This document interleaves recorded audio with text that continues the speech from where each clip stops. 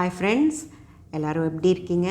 நல்லா இருப்பீங்க. பேசும் கிரகங்களிலிருந்து உங்கள் நித்யா ராஜேந்திரன். ஃப்ரெண்ட்ஸ், நம்ம போன பதிவில் லக்னம் அப்படிங்கிறத என்ன அப்படின்னு பார்த்தோம். கிரகங்கள் என்ன செய்யும், பாவங்கள் என்ன செய்யும் அப்படிங்கிறதையும் நம்ம பார்த்தோம். லக்னம் எப்படி விழுகுது அப்படின்னு உங்களுக்கு புரிஞ்சிடுச்சு இல்லைங்களா? இப்போ ஒவ்வொரு ஜாதகங்களும் அந்த லக்ன புள்ளி அப்படிங்கிறது என்ன அப்படின்னு உங்களுக்கு புரிஞ்சிருக்கும் இல்லைங்களா? அதை பற்றி நான் திரும்பவும் சொல்கிறேன். அதாவது நம்ம பிறக்கிற நிமிஷத்தில் நமக்குன்னு ஒரு டிகிரி இருக்குங்க. நம்ம இந்த டிகிரியில் பிறந்தோம். அதாவது ஏதோ ஒரு லக்னம், இப்போது சிம்ம லக்னம் அப்படின்னு வச்சுக்கோங்க. சிம்ம லக்னத்தில் 30 டிகிரிகள் இருக்கும். அந்த 30 டிகிரியில் முதல் டிகிரிலேயும் ஒரு குழந்தை பிறக்கும். அந்த டிகிரி 4 நிமிஷம் கடக்கிறதுக்குள்ளே திரும்பவும் இன்னொரு குழந்தை அதே டிகிரியில் பிறந்துச்சுன்னா 1.35 கலை அப்படின்னு வச்சுக்கலாம். உங்களுக்கு புரியுதா?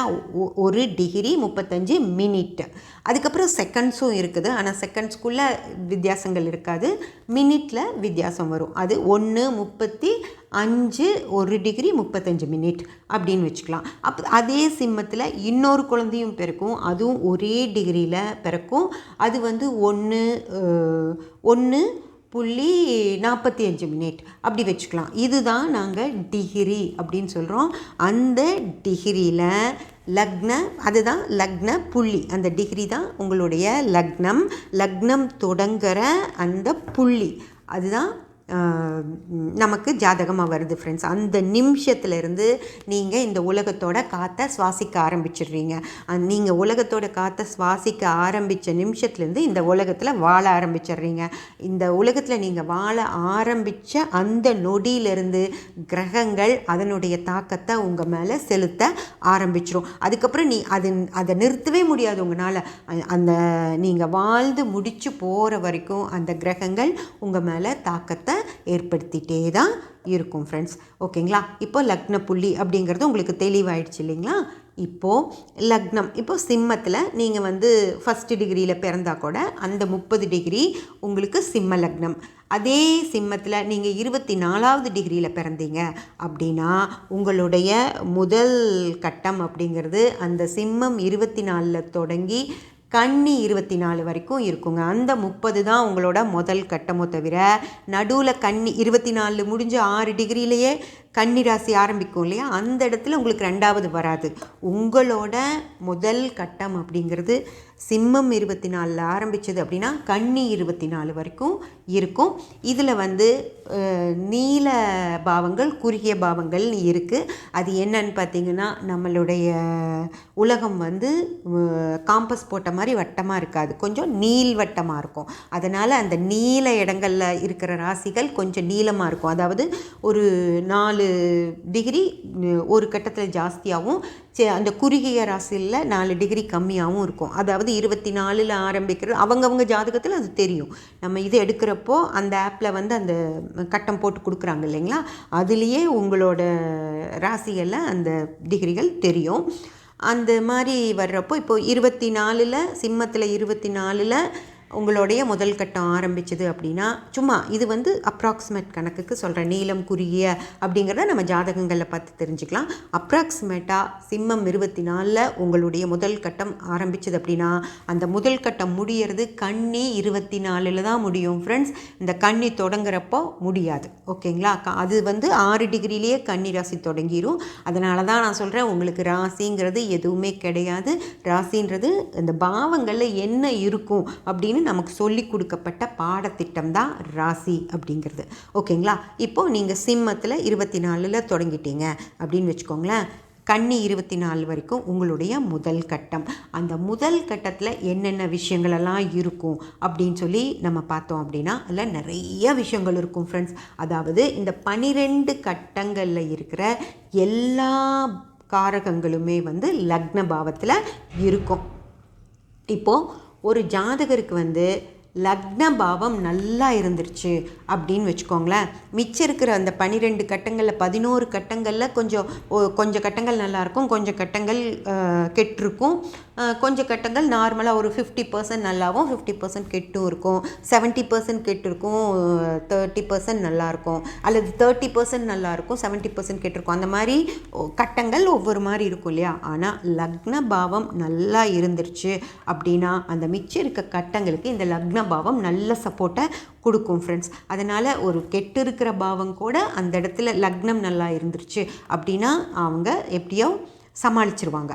அதே போல் லக்னமே கெட்டு இருந்துச்சு அப்படின்னு வச்சுக்கோங்களேன், மிச்சிருக்கிற நல்லா இருக்கிற பாவங்கள் கூட ரொம்ப நல்லா ஷைன் பண்ண முடியாது. ஏன்னா லக்னம் தான் எல்லாத்துக்கும் தலைமை பாவம், எல்லா விஷயங்களும் அதுலேயே இருக்கிறனால லக்னம் எந்த ஒரு ஜாதகத்தில் லக்னம் கெடாமல் இருக்கோ அந்த ஜாதகர்கள் எப்படியோ முன்னேறி வந்துடுவாங்க ஃப்ரெண்ட்ஸ். லக்னம் கெட்டு இருக்கிற ஜாதகர்களுக்கு தான் ரொம்ப சிரமப்படணும் முன்னேறதுக்கு. அதுதான் லக்னம் எப்போவுமே நல்லா இருக்கணும் அப்படின்னு சொல்லி சொல்கிறது. இது நம்ம கருமா தான் இந்த விஷயத்தை முடிவு பண்ணும். அதாவது நீங்கள் நல்ல கருமாவோட இந்த பூமியில் பிறந்தீங்க அப்படின்னா அந்த நேரத்தில் உங்கள் லக்னம் நல்லா இருக்கிற நேரத்தில் தான் கடவுள் உங்களை அந்த இடத்துல பிறக்க வைப்பார்.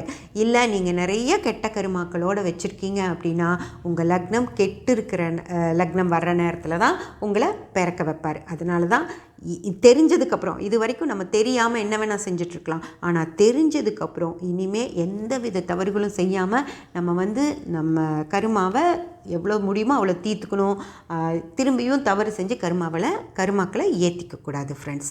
அதுதான் ஓகேங்களா. இப்போது லக்னம் எப்படி இருக்கணும் அப்படின்னு சொல்லி நம்ம பார்க்கலாம். லக்னம் எப்படி இருக்கணும் அப்படின்னா ஒரு மிக சிறந்த உதாரணம் ஒன்று நான் உங்களுக்கு கொடுக்குறேன். எல்லா வகையிலுமே லக்னம் நல்லா இருக்கிறது. திரு ஏஆர் ரஹ்மான் அவர்கள் ஒரு அகம் சார்ந்த வகையிலையும் பார்த்தீங்க அப்படின்னா அவர் மிக சிறந்த மனிதராக தான் நம்ம இன்னைக்கு வரைக்கும் பார்த்துருக்கோம். அதாவது அவரை பற்றின எவ்வளோ மீடியாக்கள் இருக்குது, எந்த ஒரு மீடியாவிலையும் அவரை பற்றின தப்பான விஷயங்கள் எதுவுமே இன்னைக்கு வரைக்கும் வந்ததில்லை. அதாவது அவர் ஒரு நல்ல மகனாக இருக்கார், ஒரு நல்ல கணவராக இருக்கார், ஒரு நல்ல அப்பாவாக இருக்கார். அதே போல் அவங்களுக்கு தேவையான விஷயங்கள் எல்லாத்தையும் செய்யக்கூடிய ஒரு வல்லத்தன்மையோடையும் இருக்கார். அதாவது நிறைய பணம் சம்பாதிக்கிறது அப்படிங்கிறதும் அவருக்கு கை வந்த விஷயமா இருக்குது. மிக திறமையாக இந்த உலகமே போற்றக்கூடிய 2 ஆஸ்கர் வாங்கின ஒரு நாயகனாக இருக்கார். அந்த மாதிரி ஒரு வெளிநாட்டில் போய் இங்கிலீஷே பிரதானமாக இருக்கிற ஒரு இடத்துல போய் ஆஸ்கர் வாங்கிட்டு எல்லா புகழும் இறைவனுக்கேன்னு தமிழில் சொல்கிற அளவுக்கு ஒரு தமிழ் பற்றாளராக இருக்கார். அந்த மாதிரி நீங்கள் எந்த விஷயத்தில் எடுத்தாலும் அவரை பற்றி எந்த ஒரு தவறும் நம்ம சொல்லவே முடியாது. எங்கேயாவது ஒருத்தரை ஏமாற்றிட்டாரு அப்படின்னு ஒரு விஷயமோ, இல்லை ஏதாவது பெண்கள் கூட தவறான பழக்க வழக்கங்கள் இருக்குது அப்படிங்கிற மாதிரி ஒரு விஷயமோ, இல்லை ஒரு இடத்துல போய் பணம் வாங்கிட்டு திருப்பி கொடுக்காம விட்டுட்டாரு, இல்லை ஒருத்தரோட சொத்தை அபகரிச்சிட்டாரு, அந்த மாதிரி எந்த ஒரு தப்பான விஷயத்தையும் சொல்ல முடியாது. அதே போல் ஒரு சாதாரணமாக ஒரு மனுஷங்களை மதிக்க மாட்டார் அப்படின்னோ, இல்லை இப்போ கூட அவங்க பொண்ணு பர்தா போட்டுற மாதிரி அவர் வளர்த்துறாரு அப்படின்னு சொன்னாங்க. ஆனால் இன்னொரு பொண்ணு ஜீன்ஸும் டிஷர்ட்டும் போட்டிருக்க மாதிரி தான் அது இருக்குது. அப்போது அவர் அதை செய்யலை. அந்த பொண்ணுக்கு பிடிச்சிருக்கு, அந்த பொண்ணு பர்தா போட்டிருக்கு. இந்த பொண்ணுக்கு பர்தா போட்டுக்க பிடிக்கல, அந்த பொண்ணு அவங்கவுங்க இஷ்டப்படி அவர் அவங்கள வாழ விட்டுருக்காரு. அதே மாதிரி அதாவது நிறைய தான தர்மங்கள் செய்கிறாரு. ஒரு ஸ்கூல் வச்சு அதில் வசதியே இல்லாதவங்களுக்கும் கூட மியூசிக் சொல்லி கொடுக்குறாரு. அந்த மாதிரி அவரால் என்ன விஷயங்கள் முடியுமோ அதெல்லாமே செய்கிறாருங்க. அதே போல் இந்த ஊரில் தான் அவர் இருக்கணுங்கிற அவசியமே இல்லை.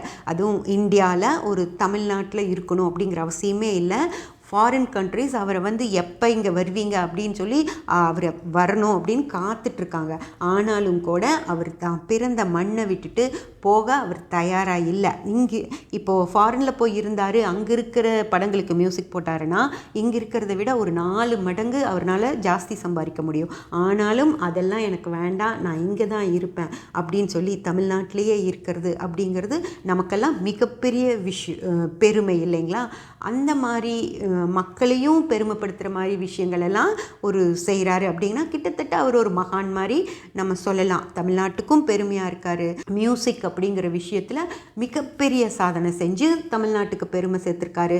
ஒரு ஆஸ்கர் வாங்கிட்டு வந்து கொடுத்தும் தமிழ்நாட்டுக்கு பெருமை சேர்த்துருக்காரு. அதாவது ஒரு மனிதர் வீட்டுக்கும் பெருமை சேர்க்குறாரு, நாட்டுக்கும் பெருமை சேர்க்குறாரு அப்படிங்கிற மிகப்பெரிய பணக்காரராகவும் இருக்கார். பணக்காரராக இருக்கிற அதே நேரத்தில் ஒரு நல்ல பண்பாளராகவும் இருக்கார். இது எல்லாமே வந்து லக்னத்தில் அமையிறது அப்படிங்கிறது ஒரு 1000ல் ஒருத்தருக்கு, லட்சத்தில் ஒருத்தருக்கு தான் இந்த மாதிரியான லக்னங்கள்லாம் அமையும் ஃப்ரெண்ட்ஸ். அகமும் நல்லா இருந்து புறமும் நல்லா இருந்து பணம் நிறையா இருக்கிறதுனால கொஞ்சம் திமிரா ஆணவமாக இருக்கிறது அப்படிங்கிற விஷயமும் இல்லாமல் அகம் நல்லா இருக்கிறதுனால நிறைய தான தர்மங்களும் செய்கிறது. இந்த மாதிரி 2 விஷயங்களும் நிறைவாக அமையப்பெற்ற ஜாதகங்கள் லக்னம் எப்படி இருக்கும் அப்படின்னு பார்த்தீங்க அப்படின்னா 1, 7, 4, 10 அப்படிங்கிற இந்த 4 பாவங்களையும் அந்த லக்ன பாவம் தொடர்பில் வச்சுருக்கோம் ஃப்ரெண்ட்ஸ். அதாவது 1 அப்படின்னா பண்பாளர் அப்படிங்கிறதுக்கு, 7ஆம் பாவம் அப்படிங்கிறது சக மனிதர்களை மதிக்கக்கூடியவர் அப்படிங்கிறதுக்கு, 4ஆம் பாவம் அப்படின்னா அந்த தொடர்ச்சியாக வேலைகளை செஞ்சுக்கிட்டே இருக்கிறது அப்படிங்கிறதுக்கு, 10ஆம் பாவம் அப்படிங்கிறது பட்டம் பதவிகளுக்கு. இந்த தொடர்பு இருந்தால் மட்டும்தான் ஒரு ஜாதகரால் இவ்வளவு சிறப்பாக ஒரு மாமனிதராக திகழ முடியும். அதே போல் மிச்ச பின்னாடி இருக்கிற எல்லா பாவங்களுமே நல்ல நிலையில் இருந்தால்தான் இவ்வளவு ஒரு கருணையும் இருக்கிற மாதிரி, ஒரு நல்ல பணமும் சம்பாதிக்கிற மாதிரியான ஒரு அமைப்பு இருக்கும் ஃப்ரெண்ட்ஸ். அதே போல் தசா புத்திகளும் அவர் சின்ன வயசில் கொஞ்சம் சிரமப்பட்டிருக்காரு அப்படின்னு வந்து சொல்லியிருக்காங்க. அப்போது அந்த சிரம தசைகள் எல்லாமே அவரோட அந்த சின்ன வயசோட முடிஞ்சு போயிட்டு, எனக்கு தெரிஞ்சு 92ன்னு நினைக்கிற ரோஜா படம் வந்துச்சு. அந்த ரோஜா படத்தில் இருந்து அவருக்கு ஏறுமுகமாக தான் இருக்குது. அப்படின்னா அந்த நேரத்தில் ஆரம்பித்த தசா புத்திகள் இன்னைக்கு வரைக்கும் அவருக்கு முழு சப்போர்ட்டும் கொடுத்துட்ருக்கு. அடுத்து வர்ற பதிவுகளில் நம்ம லக்னத்தோட வேறு தன்மைகளையும், லக்னம் எந்தெந்த கிரகங்களோட சேர்ந்திருந்தால் என்ன மாதிரி இருக்கும் அப்படிங்கிறதையும் நம்ம பார்க்கலாம் ஃப்ரெண்ட்ஸ். சப்ஸ்கிரைப் பண்ணி பெல் பட்டன் ப்ரெஸ் பண்ணி வச்சுக்கோங்க. அப்போ தான் நான் போடுற எல்லா பதிவுகளும் உங்களுக்கு கிடைக்கும். லைக் பண்ணி ஷேர் பண்ணி கமெண்ட் பண்ணிங்கன்னா எனக்கு சப்போர்ட்டிவாக இருக்கும். Thank you friends.